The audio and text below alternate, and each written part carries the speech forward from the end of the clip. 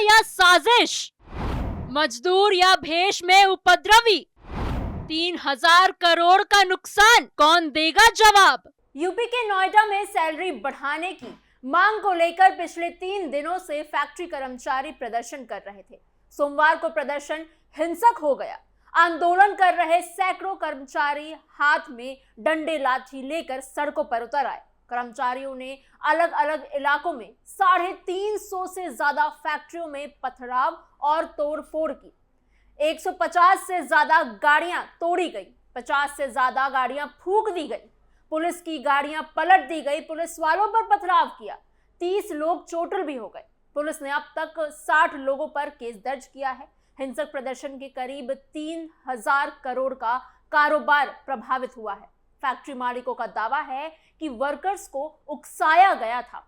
वही प्रशासन और वर्कर्स के बीच गैप भी इस बवाल की एक वजह मानी जा रही है। नमस्कार, आप कैपिटल टीवी का खास शो देख रहे हैं, जहां हम आपको सिर्फ खबर नहीं बताते बल्कि उसके पीछे के हर सच, हर पहलू का करते हैं पर्दाफाश। मैं हूं आपके साथ समीक्षा तिवारी। आज के इस पेशकश में आपको बताएंगे कि आखिर शांतिपूर्वक चल रहे ये लेबर प्रोटेस्ट बिना लीडर कैसे और क्यों भड़का। वर्कर्स की मांग आखिर क्या थी? रविवार को बैठक में मांगे मानने के बाद भी प्रदर्शन आखिर क्यों जारी है? प्रशासन से कहां चूक हुई और क्या कामगारों को उकसाया गया था? ये सब जानने के लिए बने रहिए वीडियो के अंत तक। नोएडा के फैक्ट्री इलाकों में जो कुछ दिन पहले से हलचल मची हुई है, वो किसी आम घटना जैसी तो बिल्कुल नहीं लगती। शुरुआत में जो मामला सिर्फ मजदूरों की मांगों तक सीमित था, वो धीरे धीरे इतना बड़ा रूप ले लेगा, शायद किसी ने सोचा नहीं था। सब कुछ शुरू हुआ हरियाणा सरकार के एक फैसले से। 9 अप्रैल को हरियाणा की कैबिनेट ने बैठक की और फैक्ट्री में काम करने वाले मजदूरों की न्यूनतम तनख्वाह में 35% बढ़ोतरी का ऐलान कर दिया। इसके अगले ही दिन यानी 10 अप्रैल को इसकी आधिकारिक सूचना भी जारी कर दी गई। जैसे ही ये खबर नोएडा के इंडस्ट्रियल एरिया तक पहुंची, यहाँ काम कर रहे मजदूरों के मन में सवाल उठने लगे। वो सोचने लगे कि जब पड़ोसी राज्य में उनके जैसे ही काम करने वाले लोगों की तनख्वाह बढ़ सकती है, तो यहाँ क्यों नहीं? धीरे धीरे यही सवाल गुस्से में बदलने लगा। मजदूरों को लगने लगा कि वो भी वही मेहनत करते हैं, उतने ही घंटे काम करते हैं, फिर भी उन्हें पैसे कम क्यों मिल रहा है। हरियाणा में अब अकुशल यानी अनस्किल्ड मजदूर को 11,275 रुपए की जगह 15,220 रुपए मिलेंगे। अर्धकुशल यानी सेमी स्किल्ड मजदूरों की तनख्वाह 12,430 से बढ़कर 16,780 कर दी गई है। वहीं स्किल्ड मजदूर जो हैं, उनको 13,704 से बढ़ाकर 18,500 रुपए मिलेंगे। उच्च कुशल यानी स्किल्ड के जो ऊपर लेवल के मजदूर होते हैं, उनकी तनख्वाह भी 14,389 से बढ़ाकर 19,425 रुपए कर दी गई। इतना ही नहीं, रोज की मजदूरी भी 580 से बढ़कर 750 रुपए तक पहुंच गई। अब अगर नोएडा की बात करें तो यहां स्थिति बिल्कुल अलग दिखाई दी। यहां अभी भी अकुशल यानी अनस्किल्ड मजदूर को करीब 11,313 रुपए ही मिल रहे हैं। रोज की कमाई भी 445 से 500 रुपए तक ही हो रही है। दोनों जगह काम लगभग एक जैसा है, मेहनत भी उतनी ही, लेकिन तनख्वाह में इतना ज्यादा फर्क था। यही फर्क मजदूरों के अंदर चुभने लगा और यही इस पूरे आंदोलन की सबसे बड़ी वजह बन गया। सोमवार को शुरुआत में करीब 400 मजदूर मदरसन कंपनी के बाहर शांतिपूर्वक बैठे हुए थे। ना कोई नेता था, ना कोई बड़ा संगठन। मजदूर खुद ही अपनी बात रखने आए थे। सुबह 9 बजे से वो नारेबाजी कर रहे थे और अपनी मांगों को सामने रख रहे थे। वो कह रहे थे कि पिछले 4 दिन से वो यहाँ बैठे हैं, लेकिन कोई भी उनकी सुनवाई नहीं कर रहा। ना कंपनी मालिक कुछ बोल रहा है और ना ही प्रशासन की तरफ से कोई ठोस जवाब मिल रहा है। इसी बीच किसी ने अफवाह फैला दी कि मजदूरों की मांगे कभी नहीं मानी जाएगी। बस यही से माहौल बिल्कुल बदल सा गया। जो भीड़ शांत बैठी थी, वो अचानक से गुस्से में आ गई। पत्थरबाजी शुरू हो गई, गाड़ियों में आग लगा दी गई और कई फैक्ट्रियों में लोग घुस गए। काम बंद करवा दिया गया। अंदर काम कर रही लड़कियों को बाहर आने के लिए कहा गया। कई लड़कियां डर के मारे बेंच के नीचे तक छिप गई और ये वीडियोस भी सोशल मीडिया पर वायरल हो रहे हैं। जब हालात थोड़े से शांत हुए और उपद्रवी वहां से चले गए, तब जाकर वो लड़कियां बाहर निकली और उन्हें घर भेजा गया है। इस पूरे घटनाक्रम ने हर किसी को हैरान करके रख दिया है। जो आंदोलन शांतिपूर्वक तरीके से शुरू हुआ था, वो अचानक से हिंसक कैसे हो गया, ये सबसे बड़ा सवाल बन गया है। इसी दौरान सोशल मीडिया पर भी कई तरह की झूठी खबरें तेजी से फैलने लग गई। कहीं मजदूरों की मौत की खबर आई, तो कहीं भारी संख्या में लोगों के घायल होने की बातें कही गई, लेकिन ये सब केवल अफवाहें थी। इन खबरों ने लोगों के गुस्से को और ज्यादा भड़का दिया, लेकिन इस पूरे विवाद, तोड़फोड़ और उसके बीच ध्यान देने वाली थी कि इतनी गाड़ियों को जलाया गया, वो सिर्फ प्रशासन की ही गाड़ियां नहीं थी। इसमें कैब ड्राइवर्स के साथ साथ जो लोग मेहनत से कमा रहे थे, उनकी गाड़ियां भी थी, और जो शायद उस गाड़ी की EMI अभी तक भर रहे होंगे, उनकी गाड़ियां तक जला दी गई। क्या आपको ऐसा लगता है कि एक गरीब जो अपनी मेहनत के पैसों के लिए लड़ रहा हो, सड़क पर उतरा हो, प्रदर्शन कर रहा हो, वो किसी दूसरे गरीब की मेहनत को इस तरीके से बर्बाद करेगा? जब हमारे संवाददाता ग्राउंड जीरो पर पहुंचे, वहां से सच्चाई दिखाए, तो सुनिए आंदोलन करने वाले मजदूर क्या कह रहे थे। लेकिन मैं गाड़ी वाला हूँ, मैं टैक्सी वाला हूँ, मेरी गाड़ी फोड़ दी गई। अब हमारे लिए बताओ क्या कसूर था मेरा? आपकी गाड़ी भी फोड़ दी जी, आप यहाँ पर सर्विस के लिए आए हो? हाँ जी। अब मेरा क्या कसूर? मैं क्या कमाऊंगा? कहाँ से गाड़ी मिलेगी और कैसे हम कस्टमर अंदर फंसे हुए थे, बताओ। सबकी गाड़ियां फोड़ दी। काफी कस्टमर अंदर फंसे हुए थे, सबकी गाड़ियां का शीशा फोड़ दी। सर्वेयर थे, इंश्योरेंस अब कंपनी। बताओ मैं क्या करूँ? मैं कहाँ से किस्त दूंगा? कहाँ से पैदा करूंगा? कैसे करेंगे बताओ सर? ये तो टैक्सी वाले हैं, ये मैं टैक्सी वाला हूँ। ये खुद टैक्सी चालक है। एक गरीब, मैं कह रहा हूं कि अगर आपकी मजबूरी है, आप गरीब हैं, आपकी मांग जायज हो सकती है, लेकिन आप दूसरे गरीब को सता करके कौन सी डिमांड मांगेंगे? ये तो आप दूसरे को ही परेशान कर रहे हैं। कंपनी बंद कराते, धरना देते, कुछ भी करते, लेकिन गाड़ी फोड़ रहे भैया। 2 बंदे को उन्होंने पकड़ रखा है, उनको मारा पीटा, उनका सर फोड़ दिया, इसलिए उन्होंने आग लगाई। वो ये करूंगा, ऐसा उन्होंने देखा था? अब ये तो वो कह नहीं सकता मैं, उनकी खाली कहने पे ऐसा हो गया? ये हुआ कहने पे, और हम तो पीछे थे, हम देख के तब यहाँ तक आए थे। हाँ, बहुत बुरा हाल था यहाँ पे।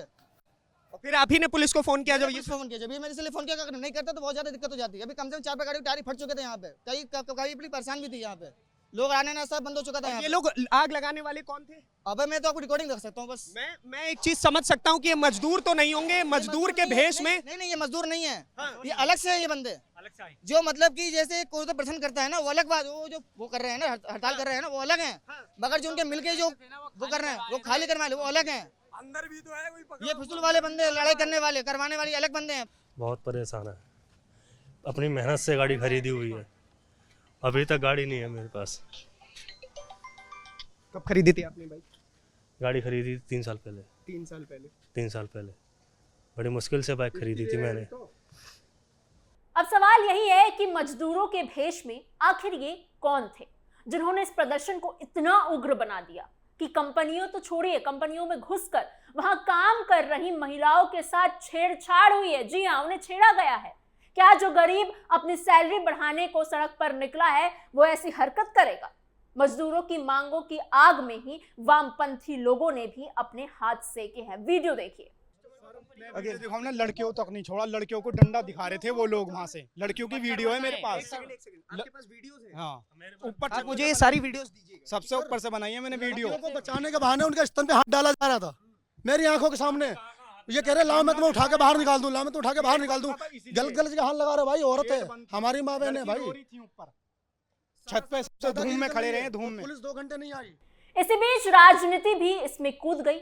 कुछ लोगों का मानना है कि इसमें वामपंथी ताकतों का हाथ तो हो सकता है, जो मजदूरों के मुद्दों को इस्तेमाल करके माहौल बिगाड़ना चाहते हैं, कोशिश कर रहे हैं माहौल बिगाड़ने की, क्योंकि उत्तर प्रदेश में चुनाव भी अब बेहद नजदीक है। ऐसे में कुछ लोग जानबूझकर स्थिति को खराब करने की कोशिश कर सकते हैं। दूसरी तरफ कुछ नेताओं ने इसे सरकार की नाकामी बताया है, जैसे अखिलेश यादव। लेकिन उसी दिन मुख्यमंत्री योगी आदित्यनाथ ने यह साफ कह दिया है, बयान दिया है कि मजदूरों की तनख्वाह बढ़ाने पर काम किया जाएगा। बढ़ा दी गई है यानी उनकी तनख्वाह। जब सरकार पहले से इस दिशा में कदम उठाने को तैयार थी, तो फिर इतनी जल्दी हिंसा क्यों हुई? ये सवाल अब भी बना हुआ है। पुलिस ने अब तक इस मामले में तेजी दिखाई है। 300 से ज्यादा लोगों को गिरफ्तार कर लिया गया है और बाकियों की तलाश की जा रही है। सबसे हैरान करने वाली बात तो यह है कि उपद्रवियों ने कई जगह फैक्ट्रियों के बाहर लगे कैमरे भी तोड़ दिए हैं ताकि उनकी पहचान ना हो सके। इससे साफ संकेत मिलता है कि यह सब पहले से ही सोची समझी साजिश थी। और ऐसा ही पुलिस प्रशासन की तरफ से भी बताया गया है। अब अगर मजदूरों की असली मांगों की बात करें तो वो बहुत ज्यादा जटिल नहीं है। वो सिर्फ इतना चाहते हैं कि उन्हें भी हरियाणा की तरह मजदूरों के बराबर तनख्वाह मिले, जो कि बिल्कुल सही है। इसके अलावा वो ओवर टाइम का सही पैसा, समय पर सैलरी स्लिप और हफ्ते में 1 दिन की छुट्टी चाहते हैं, जो किसी भी आम व्यक्ति के अधिकार में आता है। आप मैं जो हम काम कर रहे हैं उसके लिए भी ये सारी चीजें, ये सारे पॉइंट्स बिल्कुल जायज है, तो फिर इन मजदूरों के लिए क्यों नहीं? उनका कहना है कि अगर छुट्टी के दिन काम कराया जाए तो उसका 2 गुना पैसा मिलना चाहिए, ये भी बिल्कुल सही है। साथ ही वो ये चाहते हैं कि काम की जगह पर माहौल सुरक्षित और अच्छा हो, खासकर कि महिलाओं के लिए, जो कि बेहद जरूरी है। डीएम मेधा रूपम ने मजदूरों को भरोसा दिया है कि उनकी मांगों पर ध्यान दिया जाएगा और नियमों को सख्ती से लागू किया जाएगा। दूसरी तरफ नोएडा एंटरप्रेन्योर्स एसोसिएशन का कहना है कि मजदूरों की मांगे गलत नहीं है, लेकिन जो तरीका अपनाया गया है वो बेहद गलत है और पूरी तरह से गलत है। इस पूरे घटनाक्रम से एक बात साफ हो जाती है कि मजदूर अपनी जिंदगी बेहतर बनाना चाहते हैं, लेकिन अगर उनकी आवाज समय पर नहीं सुनी जाती तो हालात इस तरीके से बिगड़ भी सकते हैं। साथ ही ये भी समझना जरूरी है कि हर आंदोलन में कुछ ऐसे लोग शामिल जरूर होते हैं जो उसका फायदा उठाकर स्थिति को खराब कर देते हैं। आखिर में यही कहना जरूरी होगा कि विकास के साथ साथ मजदूरों का भी हक उतना ही जरूरी है।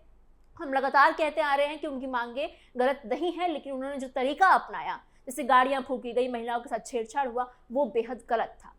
उनकी मांगों को नजरअंदाज नहीं किया जा सकता है, लेकिन हिंसा और तोड़फोड़ कभी भी समस्या का समाधान नहीं है। गरीब कभी दूसरे गरीब का नुकसान नहीं चाहता है। अगर ऐसा हो रहा है तो उसके पीछे कोई और वजह जरूर हो सकती है। हमें ये समझना होगा कि बातचीत ही हर समस्या का सही हल है। मजदूरों की बात सुनी जाए, कंपनियां भी अपनी जिम्मेदारियां निभाएं और सरकार बीच का रास्ता निकाले, तभी हालात सामान्य हो सकते हैं। कानून का पालन जरूरी है और जो लोग माहौल बिगाड़ते हैं उनके खिलाफ सख्त कार्यवाही भी होनी जरूरी है। नोएडा एंटरप्रेन्योर्स एसोसिएशन के सुधीर श्रीवास्तव ने बताया है कि सुबह तक जहां 80% इंडस्ट्रीज सामान्य रूप से चल रही थी, वहीं दोपहर के बाद अधिकांश जो औद्योगिक इकाइयां थी वो बंद पड़ गई, उन पे ताला लग गया। कारोबारियों के मुताबिक अचानक से भीड़ फैक्ट्रियों में घुस गई तो काम बंद कराया गया और कर्मचारियों को बाहर निकाल दिया गया। ऐसे में एक दिन में ही करीब 3000 करोड़ रुपयों के कारोबार पर असर हुआ है। उनका कहना है कि जो श्रमिक है, जो मजदूर है, वो आज भी हमारे साथ है, कल भी रहेंगे। उन्हें उकसाया गया है किसी और साजिश के तहत। नोएडा का ये इंडस्ट्रियल एरिया सिर्फ एक शहर नहीं है, बल्कि देश की अर्थव्यवस्था का एक अहम हिस्सा है। अगर यहाँ शांति बनी रहेगी तो सभी का भला होगा। मजदूर खुश रहेंगे तो उनका परिवार भी खुश रहेगा और काम भी अच्छे से ही होगा। इसलिए जरूरी है कि हम सब मिलकर शांति बनाए रखें, सही तरीके से अपनी बात रखें और ऐसी किसी भी तत्व का विरोध करें जो समाज में अशांति फैलाने की कोशिश करता है। यही सही रास्ता है और इसी से आगे बढ़ा जा सकता है। आपको हमारी ये खबर कैसी लगी, हमें कमेंट बॉक्स में अपने सोच विचार जरूर बताइएगा। ऐसी और खबरों के लिए बने रहिए कैपिटल टीवी उत्तर प्रदेश के साथ।